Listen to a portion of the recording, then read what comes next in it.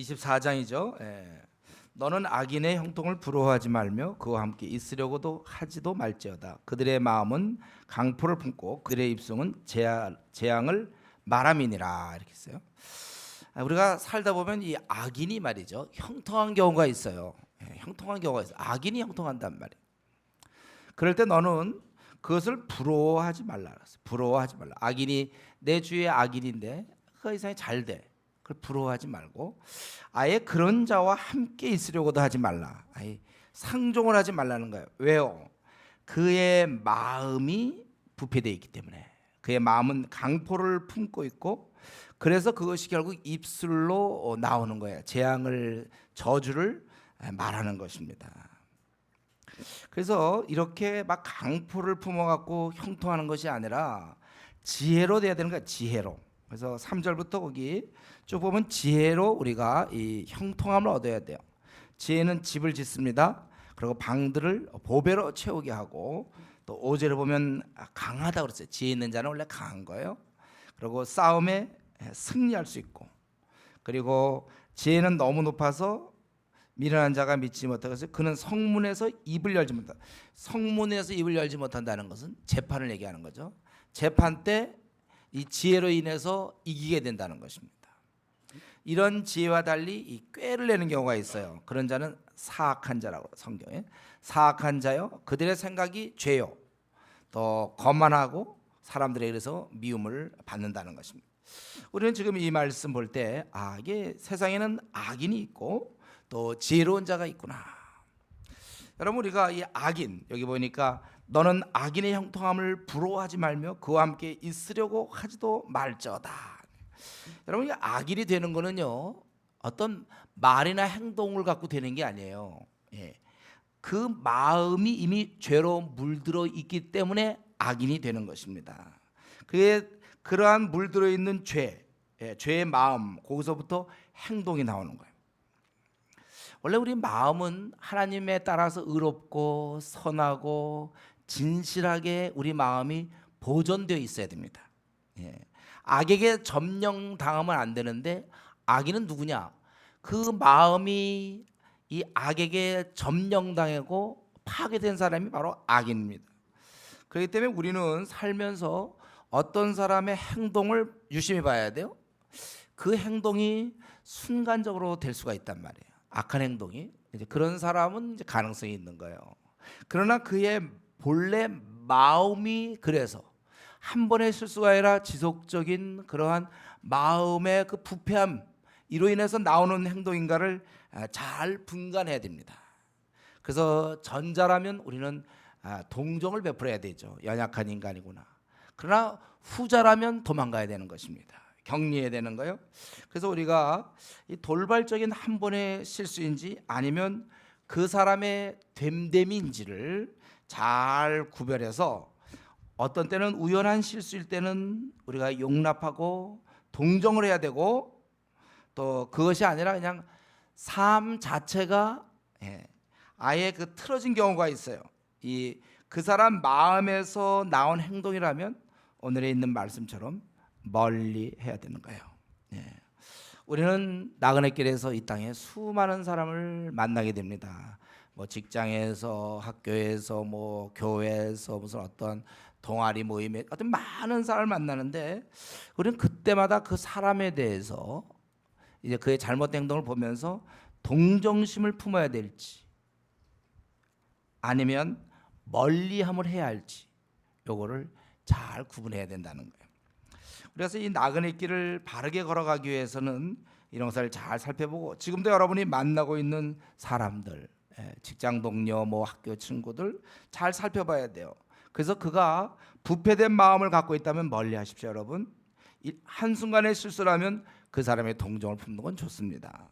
왜냐하면 너무 그 사람과 가까이 있다가는 자기도 물드는 거예요. 그래서 우리 시편 기자가 처음에 복 있는 자는 뭐라고 그랬습니까? 복 있는 자는 아예 죄인의 길에 서지 않고 오만한 자, 죄인, 뭐 악인 같은 말이죠. 악인의 길을 쫓지 않고 죄인의 길에 서지 않냐고, 오만한 자의 자리에 아예 앉지도 않는다 그랬어요. 우리가 이런 면에서 어떤 사람을 동정해야 되고 또 어떤 사람은 멀리 떠나야 된다는 거, 이런 면에 있어서 우리는 이 잠언 저자의 이 지혜를 우리가 배워야 되는 것입니다. 그리고 우리는 이제 이러한 악인 말고 지혜를 가지고 우리가 형통해야 되겠고, 그렇지만 그 길에 이 지혜자로서 형통하려고 하는 그 길에 어려움이 생기기 마련이라는 거예요. 이때 지혜자는 어떻게 해야 될 것인가? 우리가 의인으로서 하나님 앞에 형통한 삶을 살아야 되는데 어려움을 당할 때 어떻게 할 것인가? 그 10절에 보면은 첫 번째는 낙담하지 말라. 낙담하면 안 되는 거예요. 우리가 성도는 낙담해서는 안 되는 것입니다. 그리고 우리도 지금 어렵지만 특별히 남이 어려울 때 못 본 척하지 말라는 것이죠. 11절에 구원하지 아니하려고 하지 말라. 그가 아주 심한 어려움을 겪을 때, 막 죽으러 갈 때, 아니 뭐 그 어떤 유산했던 어떠한 어려움을 겪을 때 못 본 척하면 안 되고, 그러고서는 얘기하기를 12절에 나 그거 잘 몰랐는데요. 그렇게 얘기하지 말라는 거예요. 하나님은 다 중심을 살피고 계시기 때문에 너 그렇게 하면 안 된다는 것이죠. 그리고 우리 의인들은 이런 어려움을 당할 때 항상 추구해야 될 그 계속되는 지혜죠. 그래서 13절 14절에 내 아들아 꿀을 먹어라 이것이 좋으니라, 소인꿀을 먹어라 이것이 내 입에 다니라. 지혜가 바로 내 영혼의 이와 같은 줄을 알라, 그거예요. 그래서 어려운 상황이라도 우리는 지혜가 있다면 우리는 장래가 있는 거예요. 소망이 끊어지지 않은 거기 때문에 항상 지혜를 추구해야 되는 것입니다. 그리고 우리가 생각할 건 뭐예요? 이 15절 16절을 보면은 우리는 어려운 상황일 때 아까 낙심하면 안 된다고 그랬죠. 그리고 우리는 또 한 가지 믿어야 될 것은 우리는 승리한다는 걸 믿어야 돼요. 그래서 15절에 일부러 16절을 얘기하기 위해서 그런 거예요. 너 악인들 의인을 공격하지 말라. 왜? 이 의인은 오뚜기라 이거죠. 공격해봤자 소용이 없어요. 쓰러뜨렸지? 또 일어날 텐데 뭐. 쓰러뜨린데 또 일어나는데 어떡하냐 이거죠. 7번 넘어질지라도, 그러니까 많이 넘어지는 걸 얘기하죠. 그래도 다시 일어난다는 거예요. 참 그러니까 우리는 다 오뚜기예요. 우리는 넘어져도 또 일어나요. 넘어져도 또 일어나고. 대신 원수는 어떻습니까? 원수는 재앙으로 말미암아 엎드러지는 거예요. 원수는 그냥 엎드러지고 우리는 넘어지지만 다시 일어난다는 거예요. 근데 이때 한 가지 조심할 것은 그 원수가 드디어 넘어졌다고 박수치고 좋아하고 춤추고 잔치 베풀지 말라는 거예요. 원수가 넘어질 때 즐거워하지 말라. 원래 하나님은 자비하신 분이잖아요. 우리가 그 넘어지는 걸 보고 고소하다, 잘됐다, 속으로 막 즐거워하고 그럴 때 인간의 그런 잔인성이 보인단 말이에요. 하나님은 그걸 원하지 않아요. 여러분, 우리가 라이벌 관계에 있는 사람이 넘어졌다, 너무 좋아하면 안 돼요. 우리 하나님은 자비하신 분이에요. 또 그가 넘어지지 않았다고, 넘어졌다고 해서 막 너무 좋아해도 안 되지만 또 넘어지지 않은 모습을 보고 막 분을 품거나 형통함을 부러워하지 말라. 19절에 보면 형통함을 부러워하지 말라. 왜요? 악인의 형통함은 그거는 일시적인 거예요. 그러니까 그 아무리 형통해 봐야 그것은 장래가 없고 악인의 등불은 꺼지리라, 이렇게 얘기하고 있습니다. 결국 망하게 되어 있는 거예요. 악인은 아무리 형통해봤자 그건 일순간의 형통이고 그 끝이 비참한 것입니다. 망하는 거예요, 망하는 거. 대저 행악자는 장래가 없어요. 잘 나가죠. 승승장구하고 뭐 사업도 잘 되고 뭐 결혼도 잘 되고 우리는 막 힘들어도 그 사람 막 잘 돼 봤자 장래가 없고 악인의 등불은 꺼진다고 그렇게 돼 있습니다. 그리고 특별히 거기 21절 갑자기 반역자를 사귀지 말라. 이게 그러니까 악인의 아주 가장 대표적인 모습이 그 배신, 배반하는 거. 이게 악인의 아주 갖고 있는 아주 나쁜 거예요, 그것이. 그래서 특별히 그것을 얘기하죠. 하나님은 이런 배반하는 거, 배신하는 걸 미워하세요. 하나님께서는 배신하는 거, 약속을, 기대감을 갖고 있는 사람의 등을 돌리는 거, 이런 거 아주 싫어하는 거예요. 때때로 가족 간에 그럴 수 있고, 때때로는 친구 간에도 배신할 수 있어요. 때로는 어떤 이성 간에도 신뢰했는데 배신할 수 있어요. 또 스승과 제자 간에도 또 배신할 수 있습니다.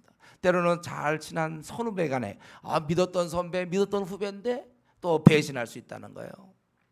이거는 하나님 볼 때 참 나쁜 거예요, 배신하는 거. 우리가 사실 우리가 그런 사람들 아닙니까? 하나님 앞에서 하나님의 귀한 은혜를 깨닫고 하나님의 그런 사랑을 받았음에도 불구하고 미지근으로 나간다든가, 내가 하고 싶은 대로 나가, 또 구원시켜 주셨음에도 불구하고 예수 그리스도의 십자가로 말미암아 구원받았음에도 불구하고 좀 놀다가 때가 되면 헌신한다, 뭐 이런 얘기들. 모태신앙으로 어릴 때부터 특별한 은혜를 얻었건만 고등학교 졸업하고 직장 들어가면서 대학 들어가면서 미지근하게 신앙을 만들어버리는 게 다 배신의 행위죠. 여러분, 하나님께서는 배신을 싫어하세요.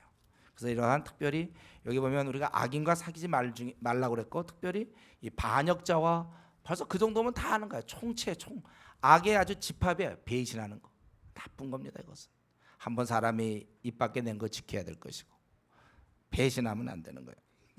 여러분, 이런 면에서 나는 어떻습니까? 나를 믿는 사람을 배신한 적 없어요. 예. 우리는 언제나 겉과 속이 같아야지. 예. 겉과 속이 같아야 돼요. 그 앞에서 이렇게 하고 뒤에 가서는 배신하는 거. 하나님 앞에서 충성스러운 삶을 살아야 된다는 거예요. 또한 동시에 우리가 알아야 될 것은, 우리가 이렇게 살지만 이 악인을 바라보면서, 특별히 잘 풀리는 악인을 바라보면서 부러워하거나 분내서는 안 돼. 저 사람 교회도 안 다니는 사람이 너무 잘 돼. 아니면 교회를 다니면 저 사람 교회도 하나도 안 하고 그냥 아주 건성건성하고 교회에 뭐 신앙도 없는 것 같고 뭐 그리고 자기 것만 챙기는 것 같은데 오히려 그 사람이 결혼도 잘 되고 또 애도 잘 낳고 뭐 사업하는데 사업도 잘 되고 아니면 회사에서 승진도 잘 되고, 나는 이게 뭐냐 이거. 나는 기껏 교회 봉사 많이 해봐야 뭐 되는 것도 없고 뭐 가난은 하고 막, 오히려 그 사람을 부러워하는 사람, 저 사람 참 좋겠다, 저 사람 뭐 고시에 붙고 참 좋겠다, 이런 식으로 악인의 형통함을 부러워하지 말라는 거야. 그거 하나님을 경외하는 자가 아니면. 그 미지근한 신앙을 갖고 있는 사람들이 잘 풀리는 거, 좋은 대학 들어가는 거, 또는 뭐 고시 되는 거 좋아할 거 하나도 없다는 거야. 그런 것은 부러워하지 말라. 악인의 형통함을 부러워하지 말라. 왜요? 그 사람은 이제 장래가 없겠고 등불은 꺼지리라, 그렇게 돼 있어요. 우리의 등불은 영원히 빛나죠. 타올라요. 우리는 꺼지는 것 같지만 절대 안 꺼져. 우리는 계속해서 우리는 타오르는 거고서 악인의 등불은 꺼지게 되어 있는 것입니다. 그렇기 때문에 우리가 분낼 게 아니고 혹은 부러워할 게 아니라 불쌍히 여겨야죠. 결국 망할 자니까. 여러분, 우리가 의인과 악인 하면 대표적인 게 우리 성경에 뭐예요? 사울 왕과 다윗을 생각해 보세요. 도망치는 다윗, 사울 왕은 어떻습니까? 왕복을 입고 어쩌면은 군사를 거느리고 왕으로서 그는 아주 준수하게 생겼고 키도 장대하고 그가 움직일 때마다 대단했겠죠.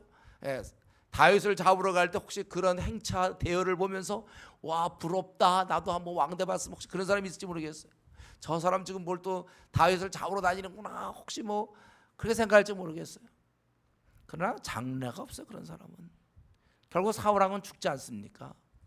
사람이 죽인 게 아니에요. 다윗이 죽인 게 아니라 하나님이 죽인 거예요. 그는 하나님이 그를 징벌하신 것입니다. 하나님 죽였죠. 누가 죽였어요? 장래가 없어요. 그는 악인의 등불은 꺼지리라. 여러분, 우리가 할 수 있는 건 그저 바디메오 소경처럼 그저 하나님 나를 불쌍히 여기소서, 요거 죽을 때까지 여러분 붙잡아야 돼요. 제가 이전에 어떤 개업을 한다고 저보고 예배를 인도하달라고 그러는데, 제가 보니까 신앙이 별로 없는 사람. 그럴 때 가서 보통 얘기하는 이제 신명기에 나오는 이제 떡 반죽 그릇 복 받고 뭐 이거 막 해주는데, 전 그 얘기 안 했어요. 가서 그 소경 바디메오 얘기했어요. 거지였지만 그가 하나님 나를 불쌍히 여기서, 이 자세가 제일 중요하다. 이렇게 살아야 돼요. 평생. 어디서 감히 우리가 하나님 앞에서 도도하게 굴고 어떻게 우리가 미지근하게 하나님이고 나는 나고 이렇게 삽니까? 다윗의 자손 예수여 나를 불쌍히 여기소서. 평생에 우리가 이런 자세로 살아야 돼요. 행악자는 장래가 없겠고 악인의 등불은 꺼지리라. 하나님 앞에 여러분들 평행선을 달리면 안 됩니다. 하나님 앞에 굴복하고 하나님 나를 용서하옵소서, 전심전력으로 내 마음과 뜻과 목숨을 다하여 하나님을 섬기는 것입니다. 악인 등불은 꺼지리라, 그렇게 돼 있어요. 결과적으로 그가 뺀질뺀질하고 또 그가 이렇게 미지근하게 생활하면 결국 장래가 없어요. 여러분, 이거 지금이라도 여러분 우리가 정말 그런 자세로 나를 불쌍히 여기, 내 생이 이게 뭡니까? 우리가 정말 우리 자신을 놓고 하나님께 나을 때 그에게 소망이 있는 것입니다. 그래서 그들이 잘 되는 거, 뭐 인류 대학을 다니고 뭐 인류 직장을 들어가고 고시에 패스되고 뭐가 돼? PhD를 받고 뭐가 대단합니까? 악인의 형통함. 미지근한 자가 형통하면 무슨 소용이 있습니까? 장래가 없는데. 악인의 등불은 꺼지리라. 분명히 우리 성경에서 얘기하고 있습니다. 그렇기 때문에 우리는 내가 지금 신앙생활 나는 열심히 하는데 저 사람은 열심히 하지도 않고 지내는데 잘 풀리고 있다. 괜히 부러워하거나 이러지 마세요. 장래가 없는 사람, 사울왕에 대해서 부러워할 거 없어요. 그런 불쌍한 자에 불과한 거예요. 잘 풀리는 사람, 장래가 없다는 사실을 우리가 다시 한번 이 시간에 생각. 오히려 의인인 우리는 어려움이 지금 있어도 우리에겐 소망이 있죠. 예. 우리는 다시 일어나요. 지금 완전히 망한 것 같습니까? 이것도 안 풀리고 저것도 안 풀리고 사방에 우겨싸움을 당하고 되는 거 하나도 없고 완전히 나는 정말 망한 것 같아도 다시 일어날 것을 여러분 기대하셔야 돼요. 최후 승리가 있고 우리는 장래가 있으며 20절 대저 행악자는 장래가 없다는 말은 대저 의인은 장래가 있겠고 의인의 등불은 계속해서 켜지리라요. 예. 최후 승리가 있고 우리에게는 소망이 있는 것입니다. 그렇기 때문에 여러분 앞으로 생을 마칠 때까지 때로 불치의 병, 암, 뭐 어려움이 우리에게 찾아온다 할지라도 우리는 희망을 품고 살아야 돼요. 낙심하면 안 됩니다. 마귀가 주는 생각이에요. 낙심. 우리의 마음을 완전히 떨어뜨리는 거 아닙니까? 낙심. 마귀가 전문적으로 하는 일이 그거예요. 우리를 낙심시키는 것. 네가 그런 상황에서 뭘 신앙생활을 하냐? 에이 그만둬라. 그냥 뭐 그만하자. 힘들다 인생에 될 대로 되라. 이게 마귀의 음성입니다. 이게 넘어가면 여러분 생 망하는 거예요. 낙심하지 말고 다시 7번 넘어질지라도 다시 일어난다는 그 16절 말씀, 대저 의인은 7번 넘어질지라도 다시 일어나려니. 와, 소망을 가지셔야 돼요. 우리 성도님들은 항상 소망, 아주 최악의 경우에서도 희망을 갖고 사십시오, 여러분. 이까지 인생의 일이 있고 이거 저리 있고 하나님이 오늘이라도 딱 한 번만 손대면 끝나는 거예요. 우리를 영원하게 할 수 있어요. 우리를 바꿔줄 수 있습니다. 이걸 믿으셔야죠. 그리고 이제 이런 지혜자, 세상 악인은 그렇고 우리 지혜자들은 이렇게 다시 일어나는데, 그래서 우리가 그들을 부러워할 것도 없고 우리나 제대로 살면 되는 거예요. 그래서 23절에 우리는 어떻게 지혜로운 자로 살아야 될 것인가, 우리의 그런 언어 생활을 좀 얘기하고, 그 다음에 30절부터는 이제 우리가 부지런하자, 두 가지 언어와 행동에 대해서 얘기하는데요. 바로 이제 재판할 때 낯을 보아주는 것이 옳지 못하고 악인에게 내가 옳다는 자는 백성이 저주받을 것이요 국민에게 미움을 받으리라. 비록 아무리 아는 사람이라도 잘못할 때 야단을 쳐야 되는 거예요.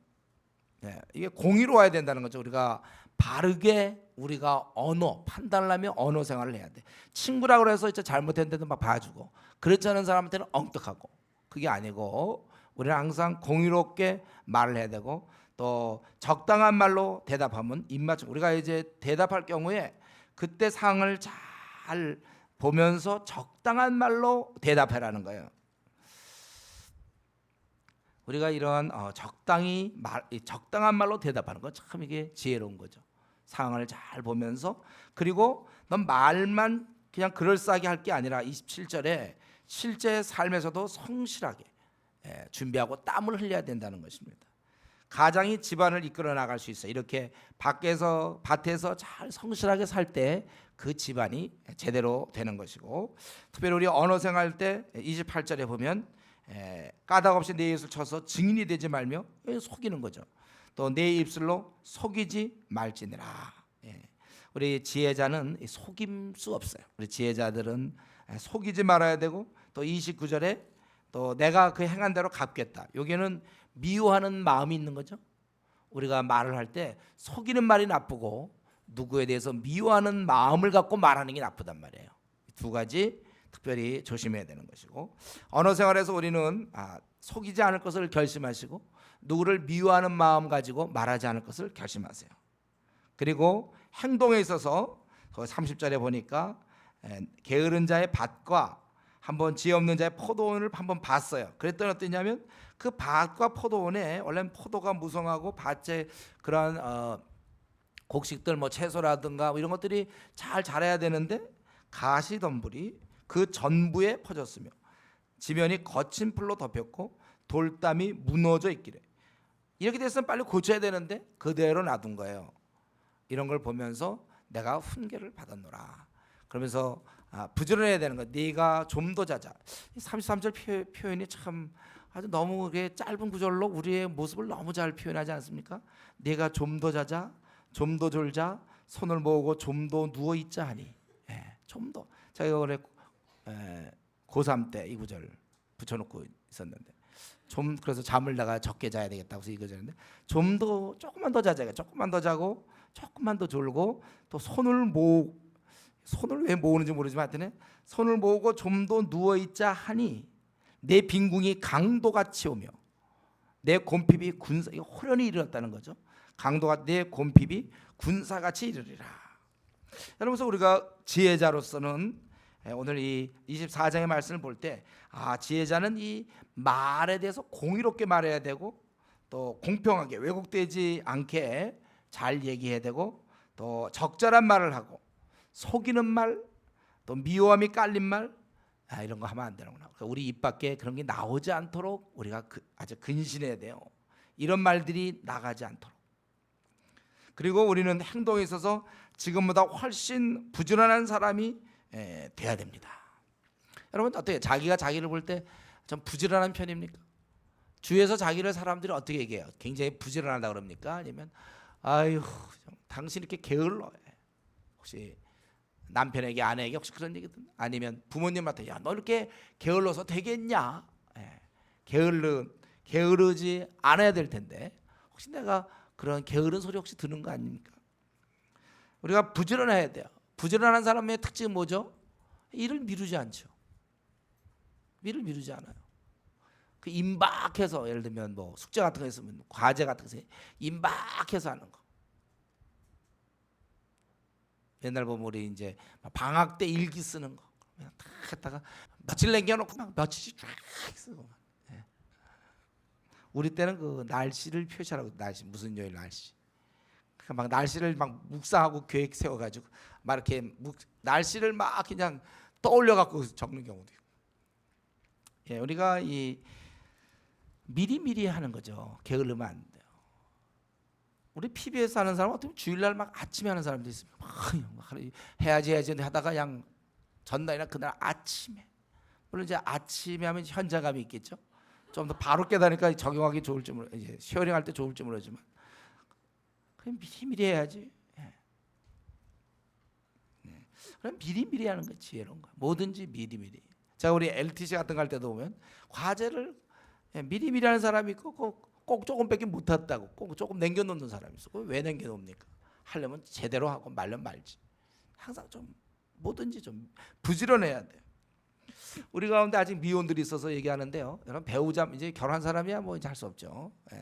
그 이제 위에서 기도할 뿐이고 혹시 게으른 사람이라면 게으르지 않도록 남편이 특별히 게으르지 않도록 기도하세요, 우리 자매님들. 그래서 우리 자매들 말이죠. 결혼하기 전에 게으르지 않는 사람 만나도록 하세요. 잘생긴 게으른 사람 만나지 마세요. 되게 잘생겼는데 게을러 몸을 안 움직여. 아주 손도 안 해. 까딱 안 해.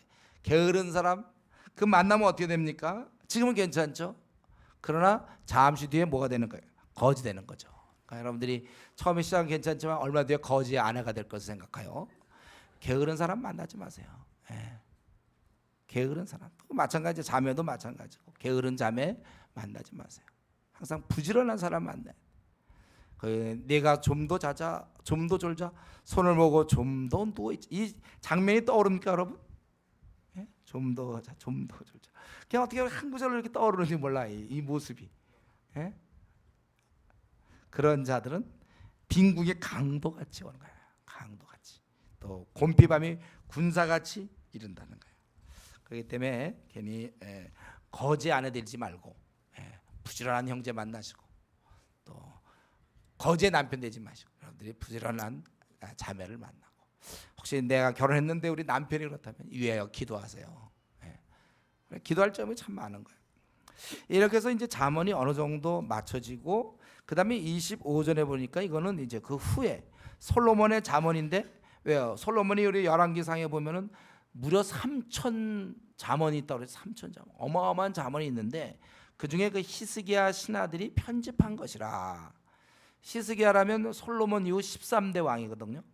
그러니까 거의 한 200년이 지난 다음에 이 쭉 내려오던 솔로몬의 잠언을 모아서 편집을 한 거예요. 그래서 이렇게 25장 이후로 이제 이렇게 된 것입니다. 그래서 먼저 그 히스기야의 신하들이었기 때문에 왕에 대해서 얘기하기를, 이를 숨기는 것은 하나님의 영화, 이를 살피는 것은 왕의 영화니라. 하나님의 그런 오묘하신 뜻이 있다는 거예요.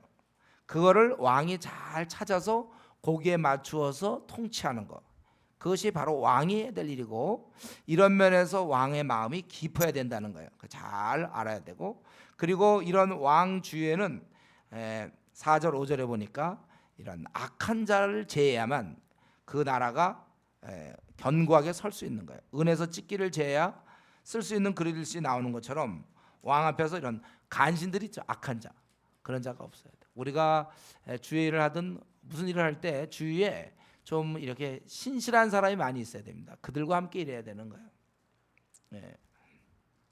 그리고 그러니까 왕에 대해서 지금 7절까지 얘기하고 있죠. 왕 앞에서는 언제든지 높은 채 하지 말라는 거예요.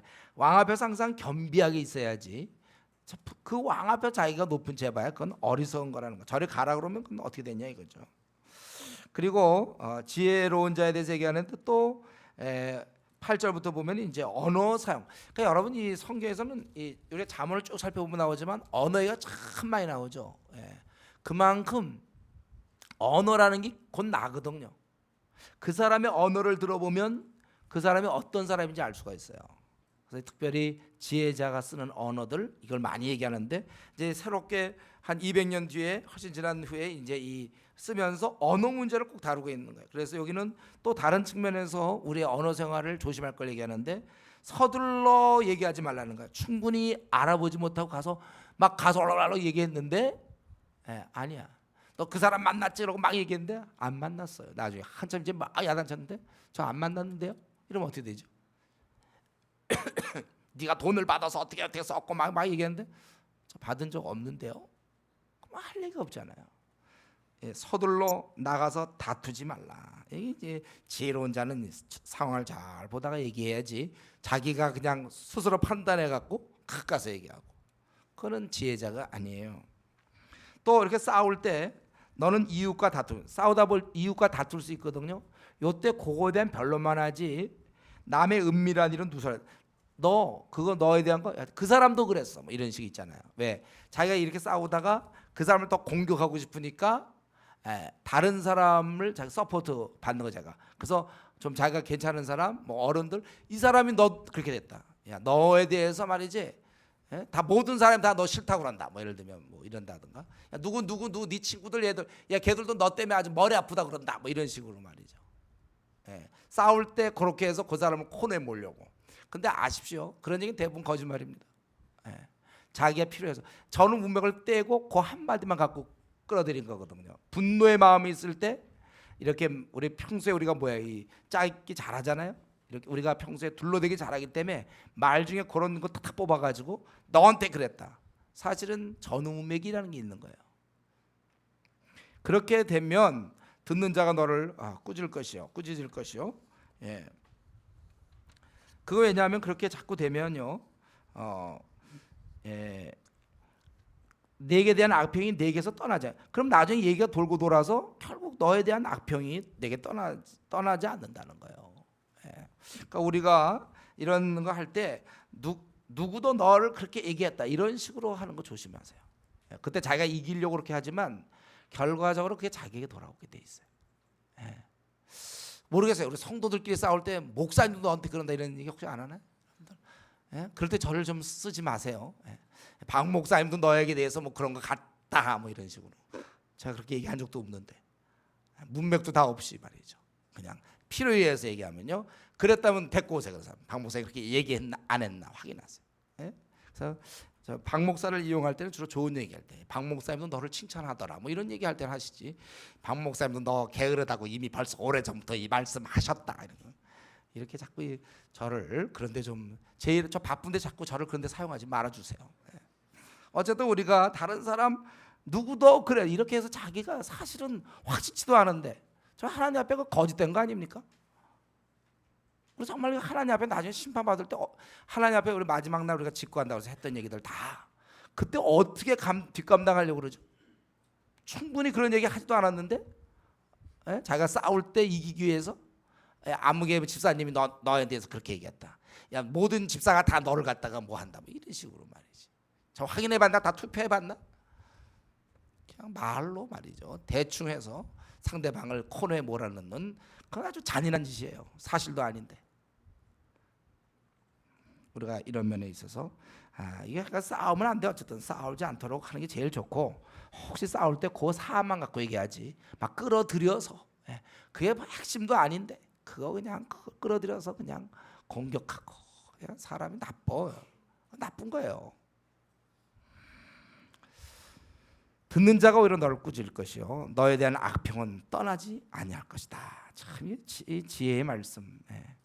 그리고 우리가 그러니까 지금 급히 다투지 말고 또 남의 얘기 누설하지 말고 사실도 아닌 거 자꾸 문맥과 관계없이 그냥 얘기하지도 말고 그리고 오히려 우리가 할 일은 경우에 합당한 말을 하라. 경우에 합당한 말. 이것은 뭐라 그랬어요? 아로새긴 은쟁반. 이 하얀 은 있잖아요. 은쟁반에 금사가 같다. 아주 품위가 있는 거예요. 은쟁반에 금사가 아주 최고라 이거죠. 이 합당한 경우에 합당한 말을 하면 듣는 자에게 이렇게 큰 유익이 되는 거예요. 아주 멋있는 거예요. 경우에 합당한 말. 경우는 따지지 않고 무조건 그냥 강직한 말만 하는 사람이 있어요. 상황이 어떤지도 모르고 그냥 항상 진리된 말만 하죠. 경우가 있어요. 경우에 합당한 말이에요. 요때 요 말 해야 되는데 그냥 옳은 얘기만 무조건 하는 거예요. 참 난처해요. 그럴 때 경우에 합당한 말이 있어요. 그걸 잘 찾아야 그것이 아로새긴 은쟁반의 금사가 되나. 더 이상 뭐라고 표현합니까? 최고라는 거죠. 그리고 또 그런 말과 비슷하게 슬기로운 자의 책망 이런 것들이 듣는 자에게는 참 금고리와 정금. 그러니까 우리가 이런 슬기로운 자의 책망을 우리가 할 수 있어요. 그리고 이 충성된 사자는 그 주인의 마음을 시원하게 한다 그랬죠. 그가 가서 바르게 그 보낸 일을 잘 알아서 이치를 깨닫고 잘 얘기함으로 말미암아 주인의 마음을 시원하게 믿을 수가 있어요. 이 사람한테 맡기면 가서 잘 그렇게 얘기하니까. 이에 비해서 그냥 거짓 자랑하는 사람들 선물한다고 하긴 뭘 해요. 거짓 자랑하는 자는 비 없는 구름 바람과 같으니라. 이 정말 이 농사를 져야 되는데 비가 안 와서 막 사모하는데 어느 날 구름이 쫙 깔렸어요. 이제 비가 오나 보다 했는데 구름 중에는 이 비 없는 구름이 있어요. 그냥 있기만 하고 마는 거예요. 그런 것처럼 선물한다고 자랑하는 자, 뭐 남을 돕는다, 뭐 어떻게 한다 하면서 실현되지도 않는 약속하는 사람들, 이건 우리 지혜자의 태도가 아닙니다. 그리고 아주 그 15절에 보니까 인내하면서 이 지혜자는 말을 함으로 결국 부드러운 혀는 뼈를 꺾느니라. 이거 제가 좋아하는 말씀이 원래 15절 이거 제가 늘 마음에 새기고 있는 말인데 이 부드러운 혀는 뼈를 꺾어요. 여러분 생각해보세요. 상식적으로 혀가 얼마나 이 혀로 어떻게 뼈를 꺾습니까? 근데 꺾어요. 부드러운 혀는 뼈를 꺾어요. 더구나 관원 같은 높은 사람과도 꺾을 수 있어요. 그러니까 이게 참 지혜자들은 이렇게 사는 거예요. 말에 있어서. 그러니까 우리가 오늘 이 말씀 보면서 경우에 합당한 말을 해야 되겠다. 이 아로새긴 은쟁반의 금사가 이런 표현들. 경우에 합당한 자가 우리가 돼야지. 무조건 진리의 말씀, 옳은 말, 아주 강직하게 저는 문맥 관계없이 그때마다 항상 강직한 말만 하면 안 된다는 거예요. 상대방의 이런 여러 가지를 보고 정황을 보고 우리가 물론 설득을 해야 되고 또 신념 가운데 밀고 나가야 되지만 이 경우에 합당한 말을 할 수 있도록. 이거 참 지혜죠. 지금 대화의 흐름이 어디로 가고 있는지, 지금 대부분 사람들이 무슨 얘기를 하길 원하는지 그걸 알아야지. 그냥 나만 강직한 말, 진리에 합당한 말만 그냥 내뱉으면 어떡합니까? 지금 사람들은 지금 어떤 걸 듣기를 원하고 무엇을 하려고 하는지 그런 전체적인 흐름이라는 게 있는 거예요. 그래서 경우를 잘 따져서 말해야 되고 이 면에서 우리 모두는 하나님의 은혜를 구해야 됩니다. 이런 말을 할 수 있도록. 말이라는 건 나를 대신하고 있다고 그랬죠. 아까 말이 곧 나예요, 나. 그렇기 때문에 우리는 정말 이러한 경우에 합당한 말, 좀 한마디로 얘기하면 이제 분위기 좀 파악해라. 분위기 지금 그 얘기할 때냐 이거. 그 말 맞는 말이고 좋은 말씀이야. 진리의 말씀은 알겠는데 강직한 말씀인지 알겠는데 지금 분위기를 좀 봐라. 좀 분위기 좀 파악해라. 여러분 무조건 옳은 말만 아무 때나 하는 것이 아니라 경우에 합당한 말을 우리가 할 수 있어야 되고, 그리고 우리 아까 15절에 있는 것처럼 이 부드러운 혀, 우리가 세상을 살아갈 때 이치에 합당한 말을 오랫동안 하면요 듣게 되어 있습니다. 부드럽게 인내를 갖고 말하면 처음에는 반대를 받아요. 관원이 여기 보면 관원도 위엄이 있고 권세가 있는 자지만 그도 설득할 수 있다는 거예요. 오랫동안. 그래서 여러분들이 이렇게 하면 옳은 말이면 오랫동안 인내를 갖고 부드럽게 말하면 뜻을 관찰할 수 있다는 거예요. 이걸 강하게 얘기하면 안 돼요. 부드럽게 온유하게 오랜 시간 동안 하면 결국은 뜻을 관찰할 수 있는 것입니다. 그렇기 때문에 우리가 선한 마음을 갖고, 그래서 그 사람한테 얘기했는데 안 받아들인단 말이에요. 한 번, 두 번 얘기도 안 받아들인다고 해서 낙심하지 말고 오래 기다려야 돼요. 오랫동안. 제가 이 구절 좋아한다고 그랬죠. 부드러운 혀는 뼈를 꺾느니라. 제가 약간 올라가는 얘기 한마디 한다면 우리 그거 아니에요. 우리 이전에 지하에 있을 때 우리가 지상으로 올라가기를 원했지만 기도하지만 하나님께서 참 허락지 아니하시고 또 우리는 기도하면서 또 우리 해야 할 일을 해요. 그래서 제가 그때 우리 그 신협을 찾아가서 거기 이사장 찾아가서 우리 좀 대출 좀 해달라고. 그럼 당연히 그럼 담보를 가져와라. 담보가 뭐가 있나요? 없지요. 그러니까 나를 무시해 그분이. 그래서 저는 또 찾아가고 또 찾아가 우리 형편을 얘기하고 또 얘기하고 또 얘기하고 무시를 받고 조금 멸시를 받지만 그래도 뭐 크게 생각하면 별 문제 아니니까 또 얘기하고 또 얘기. 그 나중에 어떻게 됐어요? 여러분 아는 사람 알죠? 나중에 3억 무담보 대출. 이런 일은 없거든요 원래. 그래서 우리 그때 2층으로 올라간 거죠. 주차장 교회. 그래서 2층으로 올라간 거 아니에요. 그때 어떻게 그런 일이 생깁니까? 담보도 제대로 없고 뭐 아무것도 없는데 자기네 거기서도 처음 있는 일이에요. 이런 일은 3억 무담보 대출. 제가 약간 올라가서 미안하지만 그러니까 꾸준히 했다니까 그 얘기를 하고 싶은 거니까 가서 그래도 우리 형편이 이런데 좀 도와줘야 되지 않습니까? 또 얘기하고 또 얘기하고 계속 얘기하고 뭐 내가 뭐 죄를 짓는 것도 아니잖아요. 뭐 그 돈 갖고 내가 뭐 부자 되려는 것도 아니고 지하에서 올라가야 되겠다는데 막 또 얘기하고 또 얘기. 여러분 원래 그렇게 하는 거예요. 여러분도 혹시 부모님이 어떤 문제 있잖아요. 뭐 중국을 가려는데 안 보내주려고 한다고.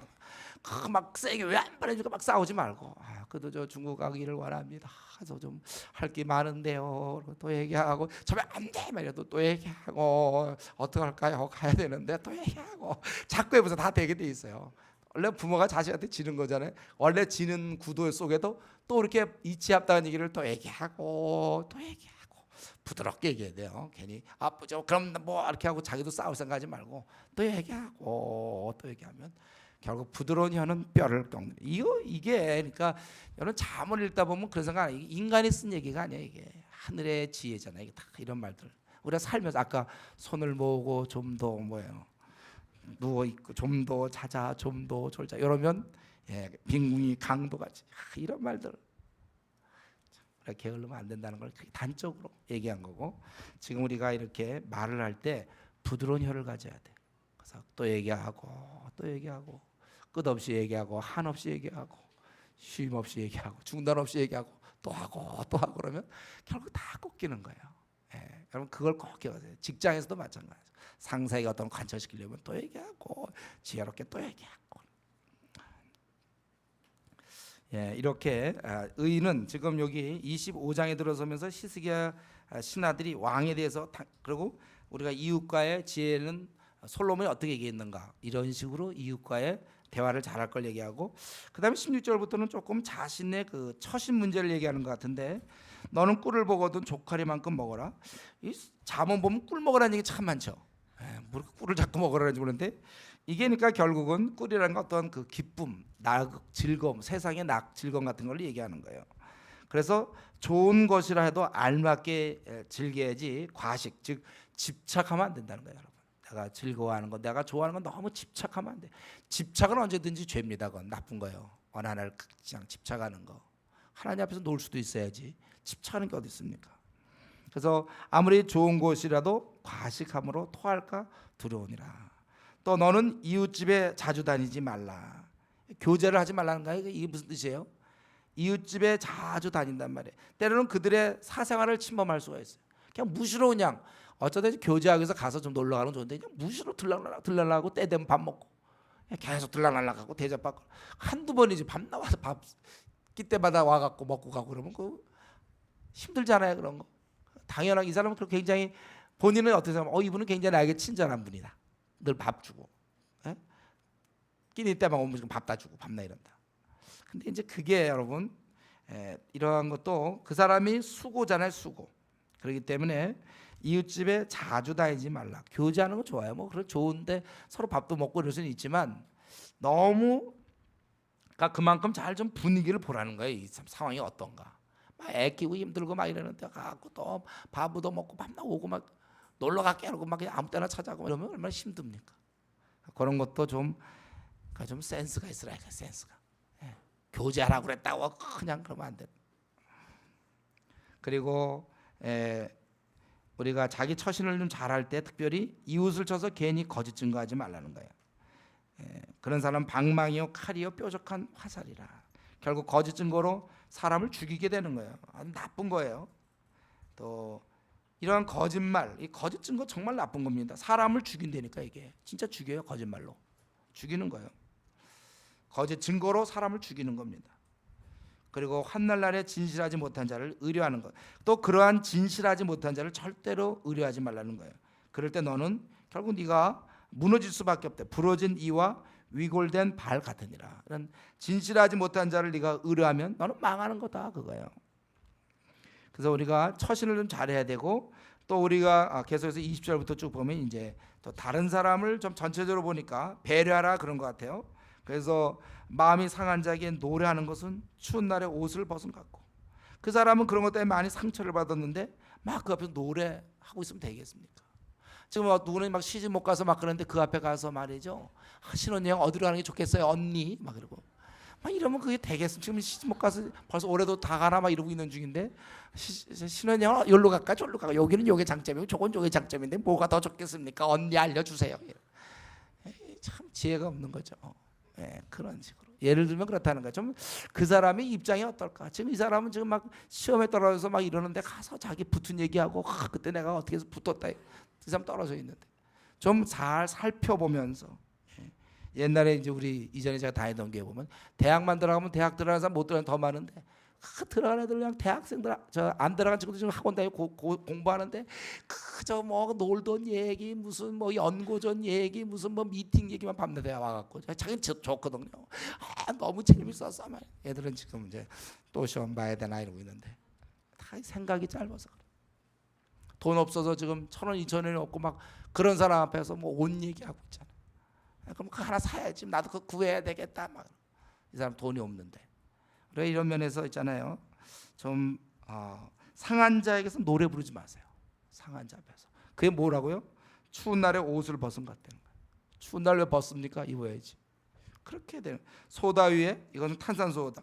부글부글 고개 식초를 부어 더 폭발시켜. 고통을 더 증가시키는 거예요. 그런 짓 좀 하지 말라는 거예요. 그리고 이런 면에 있어서 우리가 말할 때도 행동도 마찬가지예요.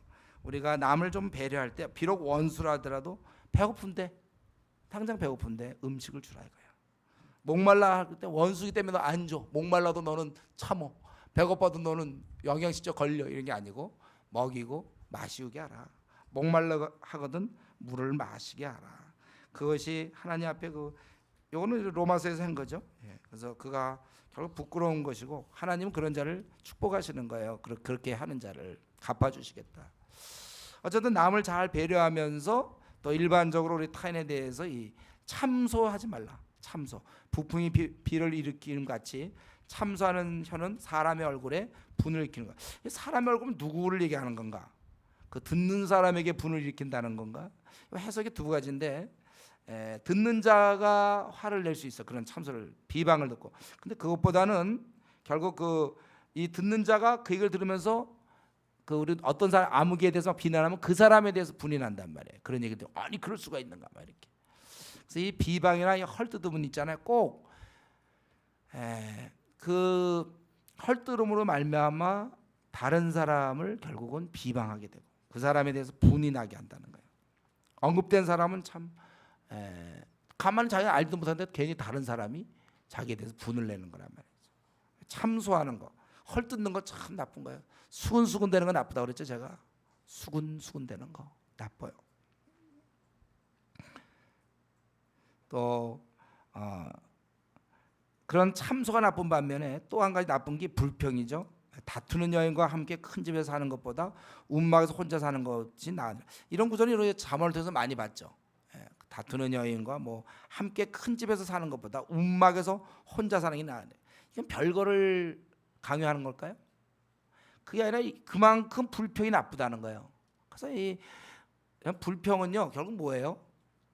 이거는 그냥 이유도 없이 불평하는 거 원래. 그냥 이 다투는 여인이 있어요. 다투는 남편이 하여튼 있어요. 그냥 이건 요거대로 불평, 저건 저거대로. 우리 범사에 감사하는 거와 반대말이 범사에 불평하는 거예요. 그러니까 그 사람 앞에는 아무도 설 사람이 없어. 다 있으니까 그 사람 요거에는 딱 요거 있잖아요. 요거에는 당해낼 재간이 없어요. 그건 예수님도 안 되는 거야 그 사람 앞에서는요. 예수님도 안 돼요. 왜 일찍 죽었다. 뭐 아니면 예수님 왜 저렇게 형편없는 제자 끌고 다니냐. 예수님 왜 저렇게 절대로 안 돼 이 사람 앞에서는. 그 누구도 당해낼 수가 없어요. 불평이 많은 사람 이제 그만큼 마음이 준비가 안 돼 있는 것이죠.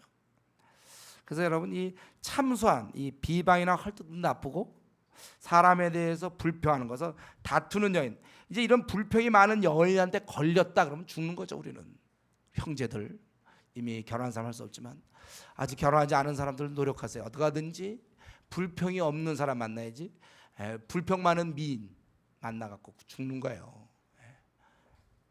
다투는 여인과 함께 사는 것보다는 움막과 큰 집이 되죠. 조건 안 줘도 그것보다 나아.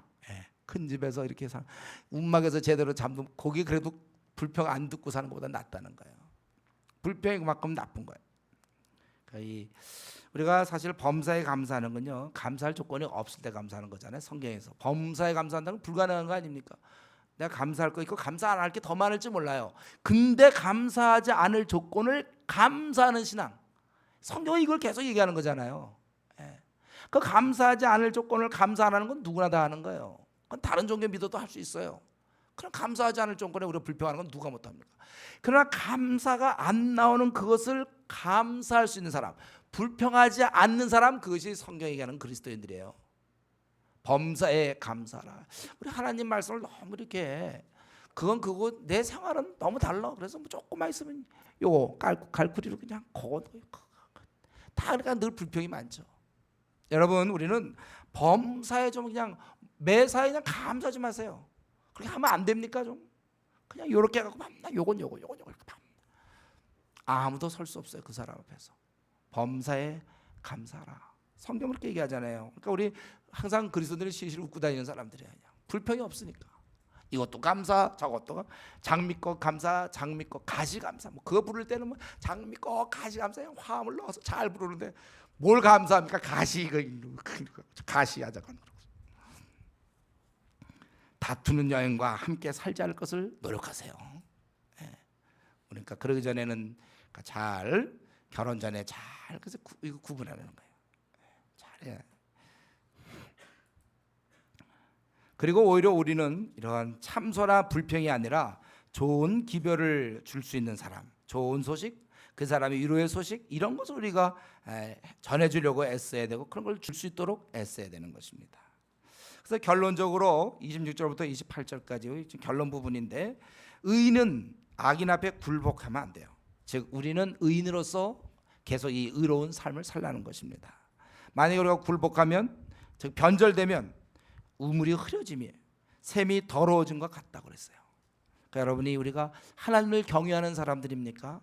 우리는 방금 얘기한 쭉 이런 이 악인의 모습을 벗어나서 우리는 우리의 길로 가는 거예요. 수근수근 되지 않을 것이고 불평이라는 것은 내 삶에 내 생에 없을 것이며 또 우리가 정말 적당한 때 마음이 상한 자 앞에서 노래하지 않을 것이고 또 합당한 말을 우리는 할 것이고 또 우리는 부드러운 혀를 가질 것이며 또 항상 거짓된 말을 우리 하지 않을 것이고 이제 이러한 것들 이것이 우리는 의인은 악인 앞에 굴복하면 안 돼요. 타협하거나 변절돼서는 안 됩니다. 그건 우리의 우물이 더러워지고 샘이 더러워지면 우리가 어떻게 먹냐 이거죠. 계속 여러분 의인의 길을 가십시오. 그리고 꿀 얘기 또 나왔네요. 꿀을 많이 먹는 것이 좋지 못해. 이건 뭐예요? 너무 생의 낙을 너무 즐기려고 하지 말라 이거예요. 자기의 영예를 구하는 것이 헛되니라. 자기의 영예를 구하지 말고 네가 할 일은 네 마음을 잘 제어해라 이거죠. 이게 제일 결론 부분이죠. 자기 마음을 제어하지 아니하는 자는 성읍이 무너지고 성벽이 없는 것, 즉 성벽이 무너진 성읍 같다는 거예요. 그러니까 누구나 들어갈 수 있어요. 원수도 들어올 수 있고 대적도 들어올 수 있고 도둑도 들어올 수 있고 누구나 들어올 수 있는, 그러니까 완전히 망한 거예요. 이 마음이 딱 돼 있어야 누구도 내 마음을 빼앗을 수 없고 마음이 딱 정돈돼야 다 의의 길로 가는데 이 마음을 제어하지 못하면 그러면 내 마음을 다스리지 못하면 그는 무너진 성벽, 벽이 없는 성, 망한 거죠. 그렇게 된다는 것입니다. 우리는 이제 이 24장 25장 말씀을 보면서 이제 말씀 마쳐야 되겠는데, 우리 이걸 보면서 의인으로서는 우리가 꼭 깨달아야 될 것은 남의 입장을 항상 배려하고 고려해야 되는 거구나. 이웃집을 자주 다니지 않는다. 이 한마디로 표현된 거예요. 내가 아무리 친한 사람이라도 여기까지 이런 걸 잘 구분하란 말이에요. 이웃집을 잘 다니고 내가 노래를 상한 자 앞에서 불러서는 안 되는구나. 이런 거 아주 기본 아닙니까? 결국 이게 뭐냐면 남의 입장을 잘 고려한다는, 결국 그러니까 센스가 좀 있어야 된다는 거야. 센스. 감이 떨어지는 사람들 있잖아요. 센스가 없어. 지금 여기서 이걸 해야 되는데 노래 부르고 있으면 됩니까? 마음이 상한 자 앞에서. 이웃이 좋아한다고 자꾸 다녀서 오히려 그걸 잘 분간하란 말이에요. 그러니까 아까 얘기했지만 분위기 파악이 안 되는 사람.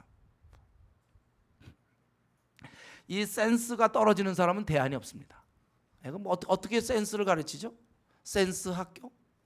그래서 한 달 과정이 됩니까? 이 센스는 이거 진짜 이거 뭐 방법이에요. 제가 생각해도 이 센스 감 떨어지는 사람 방법 그건 뭐 어떻게 할 수가 없어요. 오직 주의 은혜만 생각해. 혹시 자기가 좀 센스가 떨어지는 사람이 있습니까? 그냥 그걸 지금 웃고 있죠. 자기인데 바로 자기가 센스가 떨어지면 좀 기도 좀 하세요.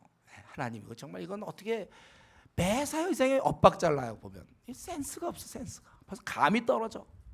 주여 나에게 센스. 그래서 자기가 좀 이제도 감이 있고 좀 센스가 있다면 감사하세요. 그거 어떻게 얻었는지 참 방법이 없어. 그거는 태어날 때부터 가져야 되는 건지. 이 센스가 없는 사람은 암만 설명해도 못 알아들어. 참 심각하죠. 뭐 저나 여러분 다 마찬가지예요. 이 면에서는 우리가 아무도 이거 나는 센스가 뭐 이렇게 얘기하기 어려울 거예요. 하나님의 은혜, 경우에 합당한 말을 할 수 있는 사람이 되게 해주시고, 상한 자 앞에서 노래 좀 부르지 말라. 상한 자 앞에서 노래 부르자. 그거 그렇게 센스가 없습니까? 우리가 그 듣는 사람의 입장을 좀 생각하고, 그래서 밤낮 만나면 자기 생각만 얘기하고 자기 말만 하고 강직한 말만 하지 합당한 말이 과연 거기서 그 말이 합당한지 센스를 우리 위해서 좀 기도해야 되겠습니다. 그리고 오늘 본문에 있는 것처럼, 이제 결론 부분에 있는 것처럼 우리가 의인으로서 우리의 길을 가고 자기 영예를 구하지 말자. 우리 그리스도께서는 뭐라 했습니까? 모든 자에게 칭찬 듣는 자 화가 있겠다 그랬어요. 사람 중에 높임을 받는 자 하나님의 미움을 받았어요. 이 땅에서 가만 보면 그 스타 의식을 갖고 있는 사람이 있어요. 항상 뭔가 사람으로부터 항상 인정과 박수갈채를 받아요. 하나님의 인정을 정말 갈급해하고, 하나님이 나를 어떻게 보실까? 하나님이 나를 정말 내가 하나님 앞에 신실한 자인가? 하나님 앞에 바로 이렇게 그런 생각이 늘 관심이 이렇게 그런 생각에 몰두되어 있는 사람은, 관심이 간 사람은 이 땅의 사람들의 알아줌에 대해서는 상대적으로요 별로 이렇게 좀 관심이 없습니다. 둔해. 사람들이 뭘 알아주는 게 뭐 대수입니까? 하나님이 알아주셔야지. 그러니까 자꾸 이 땅에서 뭐 대접받으려고 그러고 자기의 어떤 자리를 연연하고 이렇게 자기의 포지션 뭐 이런 거 자꾸 얘기하는 사람들, 결국은 하나님에 대해서 별로 생각이 없는 거야. 그 머릿속에 하나님에 대한 생각이 꽉 차 있으면 나머지 생각이 별로 안 들어오거든요. 하나님만 기쁘게 하면 되지 내가 뭐 사람들한테 인정받을 거 뭐 있어요. 이 말은 존경받지 말라 이런 뜻은 아니에요. 그러나 내가 이런 데 너무 말이죠, 사람들이 나를 어떻게 볼까, 항상 예민한 사람은요 그만큼 인생이 피곤해요. 피곤하지 않겠습니까? 이 사람이 나를 어떻게 저러, 이 공동체에서 나를 어떻게 볼까, 저 사람이 나를 그뭐 남이 어떻게 보든지 무슨 문제, 하나님 앞에 내가 인정받는 게 중요하죠. 사람들에게 인정받는 것에 신경이 많이 가 있는 사람들, 그만큼 하나님에 대해서 무딘 것입니다. 차라리 그런 에너지 있으면 하나님을 생각, 하나님 나를 어떻게 보실까. 예. 사람들한테 인정받아서 뭐 어떡하겠다는 거예요? 그거 먹고 살 거예요? 우리가 무슨 연예인입니까? 인기 투표합니까 우리? 하나님 앞에서 이렇게, 그래서 뭐라 했어요? 자기의 영예를 구하는 것이 헛되니라. 이 하늘의 말씀, 우리 27절에 있는 자기의 영예를 구하지 마세요. 사람들로부터 그렇게 너무 인정받을 생각하지 말고 하나님 앞에 인정받으러 애를 쓰면 결국 사람들한테도 인정받게 돼 있어요. 저절로. 예. 그리고 이 결론적으로 마지막 이거 28절에 있는 것처럼, 제가 보기에 이 25장의 맨 마지막에 28절 나온 게 맞는 것 같아요. 자기의 마음을 제어하지 아니하는 자는 성읍이 무너지고 성벽이 없는 것 같으니라. 지금까지 우리가 쭉 잠언을 쭉 살펴봤지만 언어의, 말의 실수, 말의 문제, 어떤 행동의 문제, 뭐 음란한 자를 따라가는 문제, 사람에 대해서 뭐 하여튼 많은 말과 행동이 여러 가지 기준이 나오지만 그 마지막 근본은 마음에 있어요. 여러분, 우리의 말이라는 건 마음이잖아요. 마음에서 나오는 게 말이고 행동은 마음에서 나오는 거예요. 그럴 때 제일 중요한 건 마음을 통제하라 이거예요. 컨트롤로, 딴 거 마음을 컨트롤하라 이거예요. 자기 마음을 제어하라. 우리 잠언 16장, 우리 16장에서 그 했죠. 노하기를 더디하는 자는 용사보다 낫다. 자기가 분노를 다스릴 수 있는 자는 용사보다 낫고 자기 마음을 다스리는 자는 성을 빼앗는 자보다 나으니라. 이렇게 자기 마음을 다스리. 이랬다 저랬다 마음이 그냥 휙휙 바뀌는 사람들이 있어요. 오늘은 이거, 내일은 저거, 그냥 늘 마음이 바뀌어. 그래서 뭔가 좀 한다 하다 보면 어느 순간 또 딴 거 하고 있어요. 어떻게 장단을 맞출 수가 없어 그 사람이. 이렇게 갔다가 저래 막 고삐 불린 막 망아지들이 막 뛰는 것처럼 막 일로 가니까 이 방향 가면 절로 뛰고 절로. 거기에 여러분 생을 맞춰 보십시오. 우리 그냥 어떻게 될지 모르잖아요. 어떻게 맞춥니까? 자기 마음을 제어해야 돼. 말과 행동이라는 건 결국 그 사람의 됨됨이죠. 그의 마음이란 말이에요. 그 마음이 어떻게 되어 있는가. 그래서 우리가 중요한 것은 내 말을 고치려고, 내 행동을 고치려고 애를 쓸 게 아니라 그보다 더 이 마음을 통제해야 돼. 내 마음을 다스려야, 이게 딱 다스려져야 이렇게 되는 거예요. 이 나라의 정부가 힘이 없을 때는 곳곳에서 막 저마다 이익단체들이 나타나고 막 게릴라들이 나타나고 막 통제가 안 돼. 그런 가운데서 무슨 나라 막 게릴라들이 곳곳에 다 있는데 그때 그런 상태에서 무슨 나라 국정이 제대로 운영이 되겠습니까? 정상적으로 뭐 되겠습니까? 어느새 막 와서 막 폭탄 터뜨리고 막 이쪽에 싸고 저쪽에. 도저히 그건 나라가 구성이 안 되는 것처럼 내 삶도 내 마음이 제어되지 않으면 어느 순간 뭘 할지 몰라. 자기도 얼루 튈지 몰라. 럭비공이야 자기도 완전히. 내가 얼루 튈지 모르고 언제 내가 잠수 탈지도 모르고 도저히 나를 믿어. 또 그런 사람 믿고 결혼을 해요? 자기 생도 마찬가지. 이 마음을 단련시켜야 됩니다. 마음을 마음을 내가 목표를 정해서 집중해. 바울 사도가 얘기한 것처럼 내가 허공을 치는 것처럼 아니하고 다름질할 때 향방을 없이 가는 게 아니라 나는 내 자신을 복종시킨다 그랬어요. 목표가 뚜렷합니다. 결국 우리의 싸움은 자기 마음과의 싸움이에요. 이 마음을 내가 컨트롤하느냐, 통제하느냐, 아니면 통제 못하냐, 나를 통제하느냐 못하느냐의 싸움이 내가 먼저 돼야 그 다음 뭐가 될 거 아닙니까? 나라의 게릴라들이 다 없어져야 그 다음부터 모두 하지. 있는 상태에서 어떻게 나라가 발전할 수 있습니까? 내 안에 이게 확실하게 이 마음을 잡아야 되는 거예요. 여러분, 그래서 우리가 이 마음을 단련시키기 위해서 우리가 절대적으로 필요한 게 위로부터 오는 하나님의 능력의 말씀이죠. 그걸로 나를 확 말씀으로 영향을 줘서 나를 강타하는 거예요. 또 기도 생활입니다. 이렇게 해서 우리의 마음을 이렇게 하는 거예요. 그래서 우리 바울 사도가 디모데전서 4장에 보면 내가 이 경건 훈련에 우리의 마음을 단련시키는 것이 그 말씀과 기도의 경건 훈련 아닙니까? 그거 너 더욱 찬념해야 된다. 모든 일에 전심전력하여 너의 성숙함을 드러내고 특별히 내 자신과 이렇게 돼 있잖아요.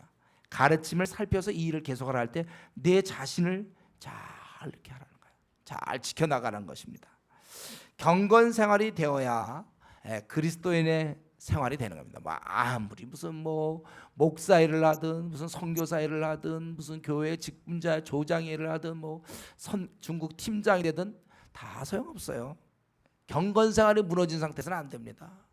제가 우리 LTC를 할 때 가장 핵심 부분이 그거예요. 경건 생활을 유지하느냐 못하느냐. 그래서 저랑 16주 할 동안 그 후에 또 6개월 할 동안에 그 경건 생활을 계속